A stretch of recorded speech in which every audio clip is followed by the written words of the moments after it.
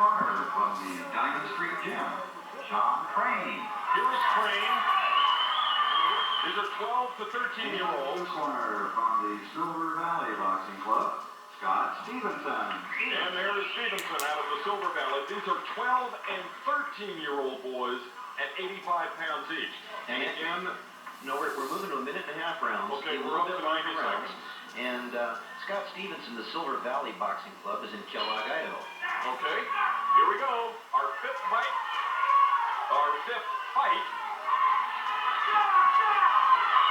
And they're taking it right to the center of the ring. From Silver Valley, that Scott Stevenson appears to be carrying the fight with good lefts and rights. And it looks like Shawn Crane having a little trouble getting on track this early in the fight. Oh my, that looked like a slip, although, I don't know. I might have to retract myself on that one. The referee says, though, it is a slip. So what do you know? I get lucky on one call.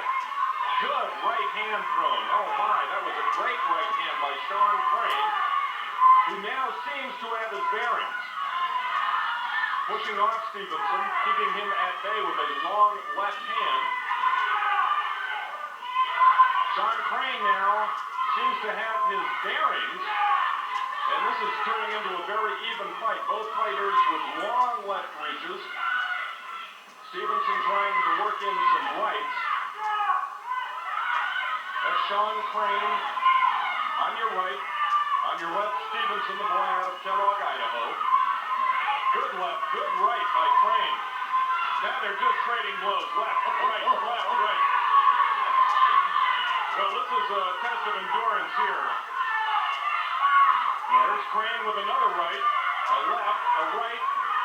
Both fighters just exchanging blows right near the middle of the ring. That looked like a left and right workout. Oh, it did. I was very impressed by the footwork of Stevenson from Silver Valley. If you notice, to get that jab in, that left foot has got to be in the proper position, and he kept his left foot in the proper position to allow him to land that jab. Let's go up to Stevenson's corner and listen in as he talks with his coach. Slip that. You hurt him with the right hand one time. You buckle his knees. Get your hand down my side. Yes. We have a little blood running from Stevenson's nose in his corner. Jab. Slip the head back and jab over top of his. Play the hook. Work the body some. He ever threw a body shot yet? He's scared to death, lady, Danny.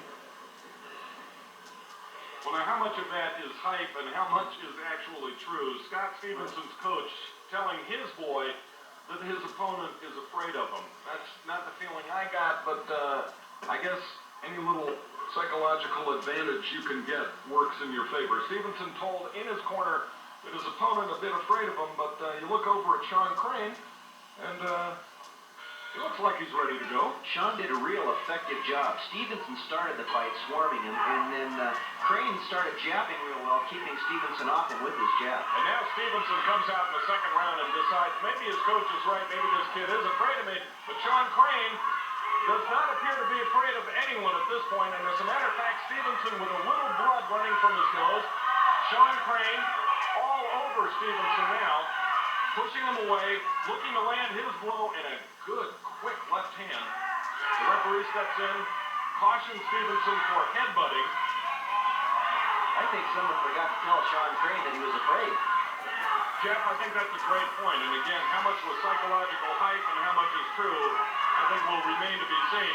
Again, they're going into the same posture they had at the end of the first round, exchanging left and right. Absolutely no body work, and at this point, Skip, no footwork either. It's strictly, let me throw a left, now you throw a right.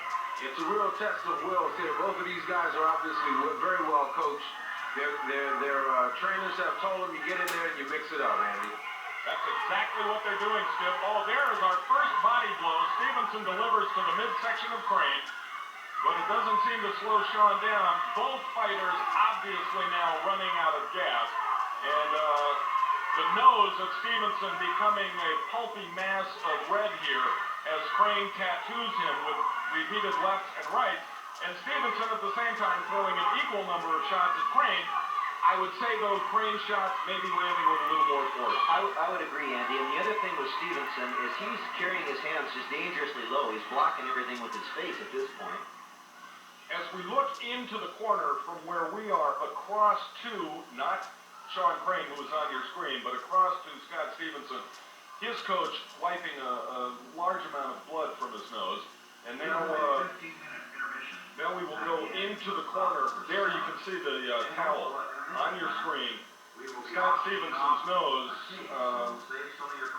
rather red. And he will remember Shawn Crane's left and right. Let's go back to the other corner, the red corner, if we can, and listen in on the discussion here between Shawn Crane and his coach. Hands up. You're taking too many punches in the face. You're taking too many punches. Okay? Keep your hands up and work. Work the same way. Don't stand there and slug. I wonder if Shawn's coach has seen the face of his opponent, who has taken quite a few too many shots in the face. Here we go, third and final round, a minute and a half. These are 12 and 13-year-old 85-pounders. On your right is Scott Stevenson from Silver Valley. On your left, that's Shawn Crane. Now he's turned around. A right, a left, a right. It's Tattoo City here for Shawn Crane. And pretty much finding his own shots. A wicked left and another. He follows it right up. It appears as if Stevenson is slowly running out of gas. And it's going to be interesting to see if Shawn Crane can be there with his pedal to the metal at the end of the fight. I think Stevenson's in trouble, and it looks like the referee. I thought he might be stepping in to give him a standing 8, but I think Stevenson's in real trouble right now of even lasting the fight, Andy. Shawn Crane with roundhouse lefts and rights, and now straight on a two-hand shove shot. I guess that's what you'd call it. That's Crane on. Okay, Crane on the left, Stevenson on the right. Turned around now. Shawn Crane appears at this point to be a little bit ahead. The blood again on Stevenson's face. No bearing whatsoever on the scoring of the fight. Both fighters absolutely exhausted. And Skip, if you had to call the fight ending right here, who do you think you'd go for? Looks like Shawn Crane from that Diamond Street Club has just been able to come back. At the end of the first round, it looked to me like Stevenson from Silver Valley, but right now he's going with the Crane kid, Andy. I'd have to agree with you, Skip. After one round, I would have said the Silver Valley boy would have it ahead on point. Now, I don't know. I would say Shawn Crane in control here. Stevenson's nose opens up again. Oh, my. He is just a bloody mess as he goes back to the blue corner. Shawn Crane congratulated in his corner by his coach. And again, these are 12 and 13-year-olds, 85-pounders. It's Andy Monday with Skip Rowland and Jeff Johnson, the Inland Empire Sub-Novice Boxing Tournament, sponsored by the East Side Boxing Club. And we are at the East Central Community Center. This has been our fifth match of the afternoon, 1.5-minute rounds. And now the referee gathering up scoring sheets. And gentlemen, I think we're probably all in agreement that it looks like Shawn Crane, with a good effort from the middle of the second round on through the end of the third round, probably has this fight tucked away. But again, we are not official scorers. We'll just have to wait and see. Well, and Andy, you've got to give Scott Stevenson a lot of credit. He showed a lot of heart there. I mean, yes, he did. He was taking a few in the old soup cooler there in the third round, and he stood right in there and showed a lot of heart. And if you look up into the ring, you can see they are still wiping blood from Scott Stevenson's nose, and his trunk splattered with the red ooze out of his nostrils. Both boys coming to the middle of the ring now. That's Shawn Crane on the right. 13-year-old Stevenson on the left. The winner, Shawn Crane. Shawn Crane from Diamond Street Gym.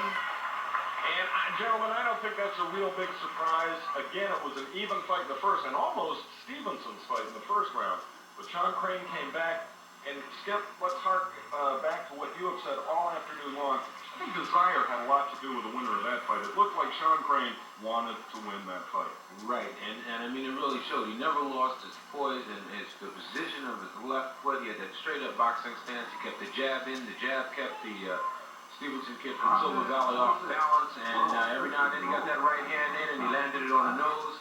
And I must say that he was impressive the last two rounds. Let's go now to the